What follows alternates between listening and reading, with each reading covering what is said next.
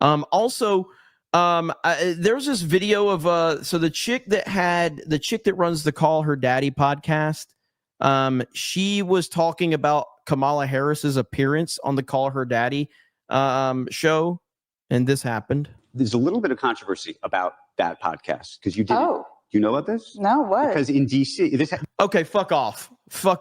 Don't act like you don't know about controversy around that. You got downvoted to hell on your video over that. That was one of the most downvoted. That might be the most downvoted video in the history of that Call Her Daddy podcast bullshit. That thing got ratioed to hell. You got criticized so bad, and you're gonna act like that you're not aware of that. This interview happened in DC. Yeah.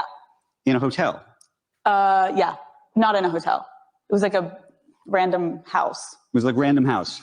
But apparently, you can tell me, they spent, meaning the Harris campaign spent like $100,000. I did see you that. know about this? It's hilarious. To build the studio. Yeah, that's not true. Not true. To make it look like it was the studio that you used in LA. My studio that is gorgeous in Los Angeles doesn't even cost six figures. So I don't know how cardboard walls could cost six figures, but do you think they did that? I mean, you saw it. Absolutely not. With love to them. Oh my God, it was gorgeous, but like, it wasn't that nice. It wasn't like gorgeous marble. Like, no, that was not six figures. There's a little bit of controversy about. So then where did the money go? Where did the money go?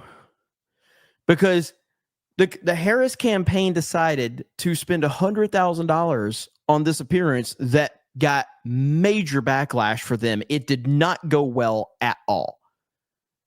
And it just kind of shows you how bad the Harris campaign was at running a campaign, which is what they would have been doing with the United States of America.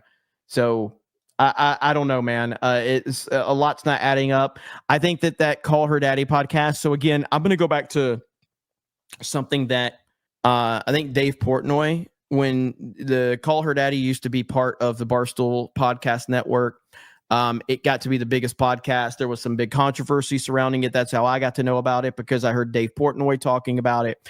And then she left because she got a big contract with Spotify. And I remember Portnoy talking about how she is like the second biggest podcaster to Joe Rogan. This was 3-4 years ago.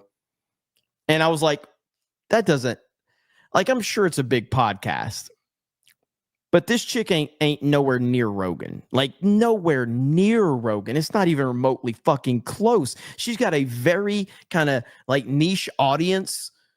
There's no chance in hell this chick has Joe Rogan level influence, because Joe Rogan, whether you like him or don't like him, is really irrelevant. Joe Rogan is the man. Joe Rogan is the most influential podcaster on the planet, and nobody's even close. Nobody. So when Joe Rogan brings you on his podcast, it's going to turn numbers, and it's going to put attention on you like you've never had outside of like Elon or Trump. But even with Trump coming on there, it was huge because it was the biggest podcaster in the world, and Trump, the most famous person in the world, joining together for the biggest show ever. So it was a huge deal. Kamala Harris joins the Call Her Daddy podcast, and it got completely ratioed. I don't remember. I mean, hell, I can look. It's a 7-minute clip, and it's got 116,000 downvotes to 19,000 upvotes. This has got to be the worst ratio in the history of this channel.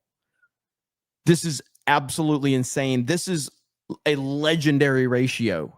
And for her to go, oh, was there controversy? I didn't know there was some controversy surrounding this.